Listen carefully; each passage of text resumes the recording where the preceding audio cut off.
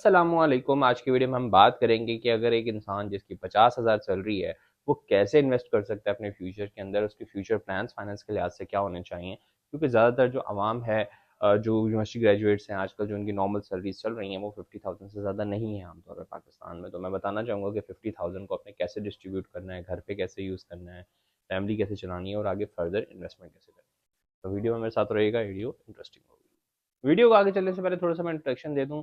ठीक है, ये चैनल बेसिकली फाइनेंस, प्रोडक्टिविटी और सेल्फ ग्रोथ के बारे में है। तो आपको वो तमाम चीज़ें जो कि शायद रिक्वायरमेंट होगी आगे फर्दर ग्रो करने के लिए, वो आपको ज़्यादातर इस चैनल में मिलेंगी। तो इस चैनल को सब्सक्राइब कर लीजिएगा।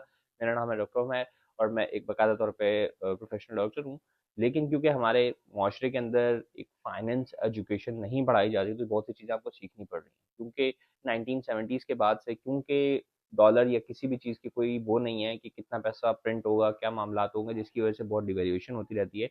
और अगर आपने जो इन पैसे कमाए हैं उन्हें आपने सेव नहीं किया, ठीक है, सेव से मुराद रखा नहीं, और वो खुद से ग्रो ना किए, तो वो उसकी वैल्यू पर ईयर 20 रुपए 100 रुपए के ऊपर गिर जाते हैं। ठीक है, तो ये बात याद रखिएगा। इसलिए आपको पता होना चाहिए कि जो पैसा अपना कमाया है, जो खर्च हो गया, जो खर्च हो गया, जो बच गया, उसको मजीद ग्रो कैसे करवाना है। ठीक है, तो स्टार्ट करते हैं।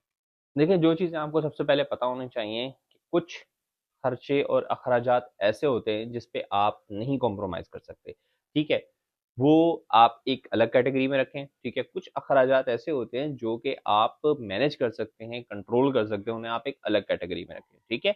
और कुछ अखराजात ऐसे होते हैं जिसके जो आप ना करें तो शायद आपके पैसे बचें। ठीक है? तो जो भी आपके एक्सपेंसेस हैं उनको आप 3 कैटेगरीज़ में डिवाइड कर लें। ठीक है? ठीक है? एक एसेंशियल्स हो गई, दूसरी जिस पे आप कट डाउन कर सकते हैं, तीसरी जो आप अवॉइड कर सकते हैं। अब इसमें यूँ समझें कि जो भी आपकी सैलरी है, आपकी सैलरी है 50,000, ठीक है? 50,000 में कुछ अखराजात ऐसे हैं जो कि आप कर ही नहीं सकते कंट्रोल। जैसे कि आप जो है ट्रांसपोर्ट कंट्रोल नहीं कर सकते, आपको जाना ही जाना है, अगर ऑफ़िस नहीं जाएँगे तो पैसे कहाँ से आएँगे, ठीक है? तो आपने कोशिश ये करनी है, अगर आपको जॉब करीब मिल सकती है, ठीक है ना?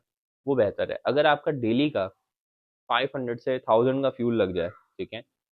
और आप बेशक 80,000 कमा रहे हो, ठीक है? तो एट द एंड रिज़ल्ट क्या निकलेगा कि 30,000 रुपया आपका समझ लें कि रफ़ली सिर्फ़ पेट्रोल में चला गया, ठीक है? फिर जो आप बाइक यूज़ करेंगे या गाड़ी यूज़ करेंगे, उसके अखराजात भी होंगे, ठीक है? यानी कि 80,000 में से 30,000 चले गए, बच गए 40,000, ठीक है? उसके मुकाबले में अगर आप करीब की जॉब में बेशक आपको 50,000 मिल जाए, ठीक है? लेकिन आपका फ्यूल जो है वो बच जाए, आपका फ्यूल बेशक हो सकता है 300 का लगे या 200 का लगे। द पॉइंट इज़ कि अगर आपकी नेट इनकम या नेट जो आपका बन रहा है, जो बच रहा है, वो बेशक कम, जो ओवरऑल आपका पैकेज ज़्यादा है, लेकिन अगर आपके ट्रांसपोर्ट में ज़्यादा निकल गया और आपका जो सैलरी में से बचा, वो कम है, तो फ़ायदा नहीं है, सही है? उस वक़्त आप बेहतर ये रहेगा कि आप ऐसी जॉब चूज़ करें जो आपके घर के करीब हो, फर्स्ट थिंग, ठीक है?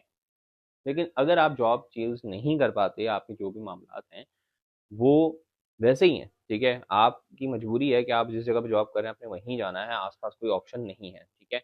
देन आप फाइनेंस के ऊपर इसको आप कट डाउन नहीं कर सकते, ये आपकी एसेंशियल है, ठीक है? इसी तरह घर के बिल, ठीक है? घर के बिल के ऊपर आप क्या कर सकते हैं कि आप उसको थोड़ा-सा बचाने की कोशिश कर सकते हैं, ठीक है? पाकिस्तान के अंदर एक प्रोटेक्टेड कैटेगरी होती है इलेक्ट्रिसिटी के अंदर, ठीक है? जिसमें 200 यूनिट, ठीक है?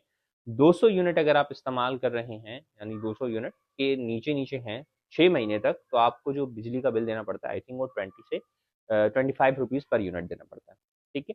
लेकिन अगर आपने 6 महीने में 1 दिन भी 200 यूनिट से 1 यूनिट भी ज़्यादा जला दिया, उसका क्या होगा कि आपका जो रेट है, वो फिर 20 या 25 रुपए नहीं लगेगा, फिर वो आपका रेट चला जाएगा 60 रुपीज़ पे। तो देख रहे हैं आप, कुछ तरीके से कुछ चीज़ों पे आप कट डाउन कर सकते हैं।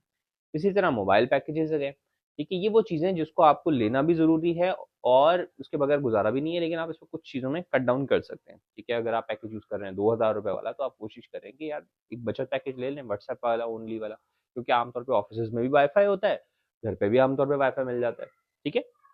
तो ये कुछ चीज़ें हैं जिस पे आप कट डाउन कर सकते हैं, ठीक है? अब आप जो हैं बेशक अ, बहुत सी चीज़ों में बहुत से लोग होते हैं, यार मेरा एक फाइनेंशियल स्टेटस है, मिसाल है, सही है? कि मैं as a software engineer graduate हुआ हूँ, मैं तो गाड़ी के बगैर जाऊँगा नहीं, मैं तो बाइक पे क्यों जाऊँ? मेरी शान की गुस्ताखी है, मैं कमाता बेशक 50,000 हूँ और 20,000 मैं गाड़ी जो कार का पेट्रोल निकाल दूँ, तो बेवकूफ़ाना सी चीज़, ठीक है? अगर कराची में रहते हैं, रेड बस यूज़ कर लें, ठीक है? अगर आप बाइक पे नहीं जाना चाहते सिक्योरिटी पर्पसेज़ की वजह से कि भाई गिर जाऊँगा, ये हो जाएगा, चलानी नहीं आती, मामलात इस किस्म के हैं, तो आप बेहतर है कि आप रेड बस यूज़ कर लें, लाहौर की साइड मेट्रो चलती है, ज़्यादातर शहरों में आजकल पब्लिक ट्रांसपोर्ट अवेलेबल है, वो यूज़ कर लें, सही है। तो किसी भी तरह करके आपने चीज़ों को मिनिमाइज़ करना है, ठीक है? ताकि एक कैटेगरी है जो आपने बचानी है। जब आपका मंथ का, ठीक है ना? जब आपने मंथ में 20,000 रुपए बचा लिए, समझ लीजिएगा आपने अपनी 40% जो है ना बचा ली। अब 40% को चाहे आप इन्वेस्ट करें, सेव करें, जो करना है करें। यानी कि आपका जो गोल होना चाहिए 50,000 में से 30,000 खर्च से ऊपर ना जाए। यानी 40% आपने बचा के रखना है, उसमें आप इन्वेस्ट कितना करते हैं या अपने लिए क्या करते हैं वो सारी चीज़ें अलग हैं, लेकिन आपने कोशिश करनी है कि आपका मंथली जो भी खर्चा है वो 30,000 से नीचे रहे, ठीक है? अब उसमें देखिए, तो मैंने आपको बता दी किस तरीके से आप थोड़ा-सा इसको इन तमाम चीज़ों को मिनिमाइज़ कर सकते हैं, ठीक है? फिर इसी तरह आप एक और चीज़ कर सकते हैं कि आप अपने ऊपर सेल्फ इन्वेस्टमेंट करें, ठीक है? जब आपने 30,000 के अंदर-अंदर ये कैटेगरीज़ के अंदर बचा लिए पैसे, ठीक है ना? आपके पास महीने के बच गए 20,000। अब वो 20,000 रुपए में से याद रखिएगा जो इन्वेस्टमेंट होती है ना, यंग एज में सबसे अच्छी इन्वेस्टमेंट होती है सेल्फ इन्वेस्टमेंट, सही है? सेल्फ इन्वेस्टमेंट आपको बहुत ज़्यादा कमा के देगी, ठीक है? मेरा एक फ्रेंड था, सही है? उसने सॉफ्टवेयर इंजीनियर किया, सही है? और उसकी जो पहली सैलरी थी ना, शायद उसने कुछ टाइम के लिए फ्री में भी काम किया, फिर उसके बाद 10,000 रुपए सैलरी लगी, 2 या 3 महीने तक वो एक जगह पे काम करता रहा, just because of the person कि वो खुद पे इन्वेस्ट कर रहा था, उस कंपनी से चीज़ें सीख रहा था, ठीक है? और 3 साल के अंदर-अंदर वो अल्हम्दुलिल्लाह 5 लाख मंथ की कैटेगरी पे आ गया, ठीक है? वो कंट्रीज़ भी घूम चुका है, उसके मुकाबले में जो बाकी फ्रेंड्स थे वो इतना नहीं कर पाए, ठीक है? तो अपने ऊपर इन्वेस्ट किया ना उसने कुछ टाइम के लिए। पॉइंट इज़ सेल्फ इन्वेस्टमेंट आपको बहुत सी चीज़ें दे देती है। तो हमने इन्वेस्टमेंट को 3 कैटेगरीज़ में लाज़मी डिवाइड करना है, ठीक है? सबसे पहला सेल्फ इन्वेस्टमेंट, क्योंकि अगर आप यंग एज के अंदर हैं, आप 35 से नीचे-नीचे हैं, तो आपने अपनी जो सेविंग है, जो आपने बचाया है महीने का, उसका कुछ प्रोपोर्शन आपने अपनी इन्वेस्टमेंट अपने सेल्फ के ऊपर ही लाज़मी यूज़ करना है। चाहे वो आप हेल्थ पे यूज़ करें, चाहे आप एजुकेशन पे यूज़ करें, किसी भी चीज़ पे करें, ताकि आप भी ग्रो करें। पॉइंट इज़, ठीक है? फिर जो आपने मिसाल के तौर पे 20,000 रुपए बचाए, ठीक है? आप उस 20,000 में से, ठीक है, कुछ पोर्शन अपने फ्यूचर के लिए सिक्योर करें, ठीक है? फ्यूचर से मुराद ये है कि अपने आप को सेफगार्ड करें। कोई पता नहीं कब होता, कब अनहोनी आ जाती है, ठीक है? हमारे मुआशरे में किसी के पास हेल्थ इंश्योरेंस नहीं है, ठीक है? हमारे मुआशरे के अंदर किसी के पास, ज़्यादातर 99% लोगों के पास कोई फाइनेंशियल सिक्योरिटी नहीं है जब चाहे जॉब से निकाल दें, ठीक है? कोई रिटायरमेंट सिस्टम नहीं है। जो गवर्नमेंट वाले हैं उनका खल अलग हो जाता है, लेकिन ज़्यादातर लोगों के पास नहीं है। तो आपने जो चीज़ें करनी है, आपने सबसे पहली जो चीज़ जाके लेनी है दैट इज़ लाइफ इंश्योरेंस, क्योंकि कोई पता नहीं होता ज़िंदगी का। और लाइफ इंश्योरेंस कोशिश कीजिएगा स्टेट लाइफ ले लें, ताकि स्टेट लाइफ जो है एक तो गवर्नमेंट का इदारा है और भी बहुत सारे पर्क्स हैं कि वो भागते नहीं हैं। क्योंकि इंश्योरेंस आपकी ऐसी होनी चाहिए जिसपे भरोसा हो कि कंपनी भागेगी नहीं, ठीक है? उस पे इन्वेस्टमेंट की, एजुकेशन में इन्वेस्टमेंट की। तीसरी इन्वेस्टमेंट जो आपने करनी है, जो आपने पैसा बचाया है उसको मुख्तलिफ चीज़ों के बिज़नेसेस में डालना है, ठीक है? और रिस्की चीज़ों में डालना है यंग एज के अंदर, ठीक है ना? अगर आप मंथली असाइड 5,000 रुपए भी कर पाते हैं, ठीक है? और स्टॉक एक्सचेंज में डाल लेते हैं पर मंथ के। मैं आपको कहता हूँ आपने बहुत बड़ा गोल अचीव कर लिया, ठीक है?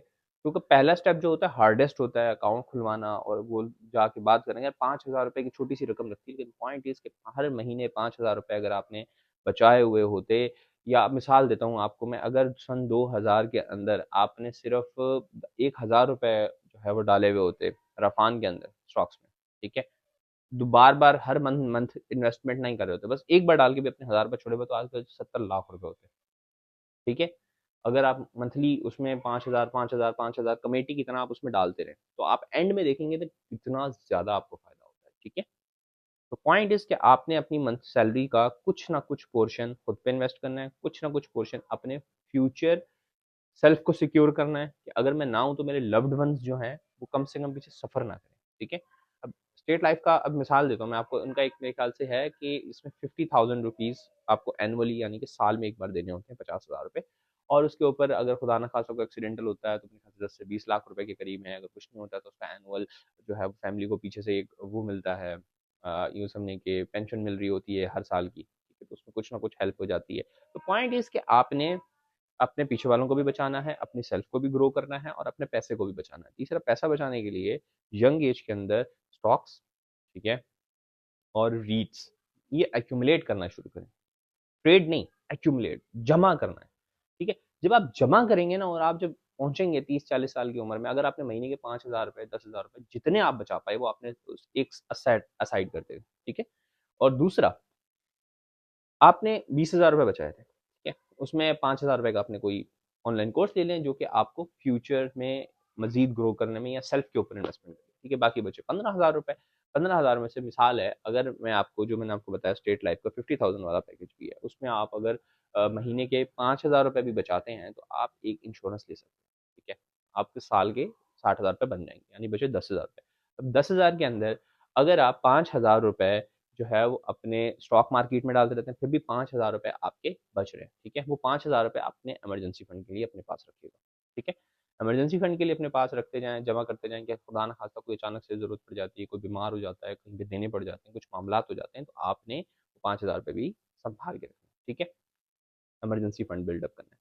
तो ये छोटा सा देखें, मैं बहुत स्ट्रक्चर्ड नहीं कर पाया, लेकिन पॉइंट इज़ कि मैंने जो भी बातें की वो दिल से की हैं, अपने एक्सपीरियंसेस के बेस पे की हैं, ठीक है। तो बेहतर ये है कि अपने आप को खुद से जो है वो सिक्योर करें, खुद से जो है वो मामलात संभालें, क्योंकि कोई सेव करने नहीं आएगा। कोई वेलफेयर सोसाइटी नहीं है ना पाकिस्तान में ना इंडिया में, ठीक है, कि भाई गवर्नमेंट सपोर्ट करेगी, कुछ नहीं है। खुद को ही करना है और खुद ही करना है, सही है। आहिस्ता-आहिस्ता जो चीज़ें मैंने सीखी हैं, वो आहिस्ता-आहिस्ता मैं थोड़ा आपको समझाता भी जाऊँगा, कुछ बताता भी जाऊँगा। पॉइंट इज़, आज की वीडियो में मैंने कोशिश की कि अगर किसी बंदे के पास 50,000 रुपए आते हैं, तो वो किस तरीके से उसका गोल क्या होना चाहिए, ठीक है। तो अगर आपको वीडियो अच्छी लगी हो, फ़ायदेमंद रही हो, तो वीडियो को लाइक कीजिएगा, चैनल को सब्सक्राइब कीजिएगा and that's all. This is doctor मैं साइनिंग ऑफ। हाफ़िज़।